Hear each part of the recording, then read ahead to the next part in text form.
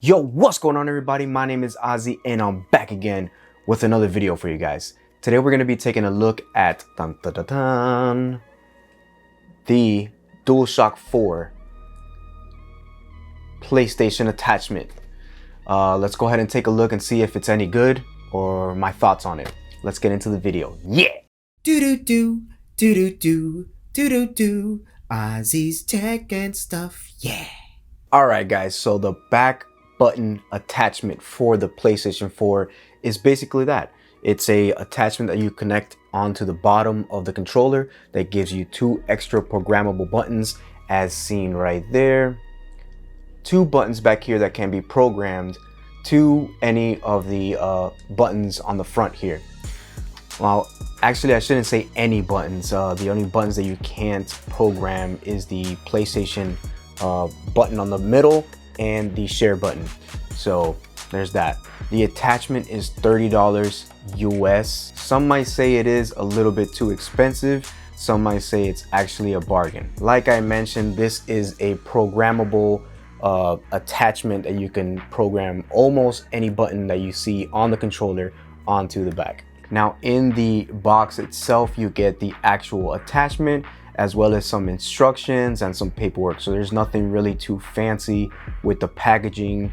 You just basically get the attachment itself. All right, so the way you actually put this on the controller itself is that you actually use both the audio port and the proprietary port that the PlayStation controller has on the bottom.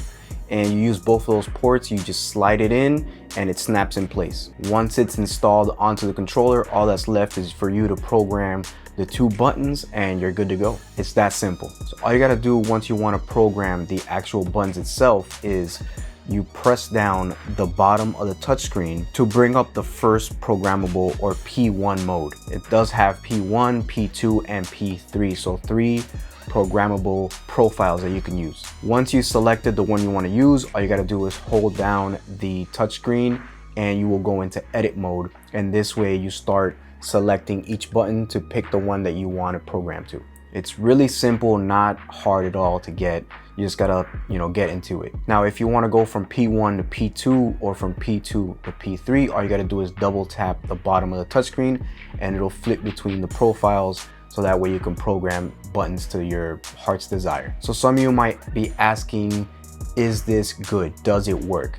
And in one word, yeah, it does. It does what it's supposed to do. You program buttons and it works just like you're pressing one of those buttons. If you're playing a game like Call of Duty and you want to run and slide at the same time without taking your thumb off the right stick, you can do it with this attachment. Now in Call of Duty, I have it programmed as jump and slide, so that way when I'm getting shot, I can actually press down the button while keeping my thumb on there and actually drop shot, which a lot of people hate, but it's effective. Now I need to warn you guys that this thing will take some time to get used to it. You're not going to be using it right away unless you've used something like this before in the past. But me having not ever used any type of attachment, it took me some time to get used to. I was actually pressing the buttons by mistake when I didn't want to. I was pressing the actual buttons in the front when I needed to press the ones in the back. It was a mess for the first couple of hours that I used it for. I actually got frustrated and took it off the first hour I used it, but then I gave it a second chance and I started to get more and more used to it. So don't give up, kids. Keep at it and stay in school. And don't do drugs. Once you get used to it, you're gonna be a drop shotting machine and you can talk crap to people on the internet like never before.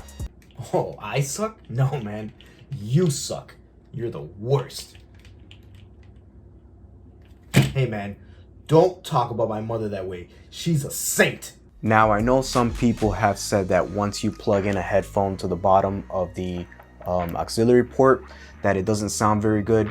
I didn't really get any complaints from my friends online. They did tell me that it does sound like a little bit staticky when I get ready to talk, like the mic is actually opening up for me to talk, and once I'm done talking, it kind of stops the static. So maybe there's like an open mic thing that once I talk, I don't know. But they said it wasn't too bad and they can actually hear my voice pretty good. So for what it is, I actually really do like this small attachment that you attach to the PlayStation 4 controller. It's small, not too expensive, and it just works. Now, sure, you can go ahead and get something like a scuff controller or something a lot more expensive that will be customizable, everything that you want, but that'll cost you, 100, 200, sometimes even 300 bucks. So for $30, this is not bad at all. I would recommend this if you can find it in stock. All right, guys, let me know what you thought about this video in the comment section below. Like, share, subscribe, and thank you all for watching this review video. On to the next one. Peace.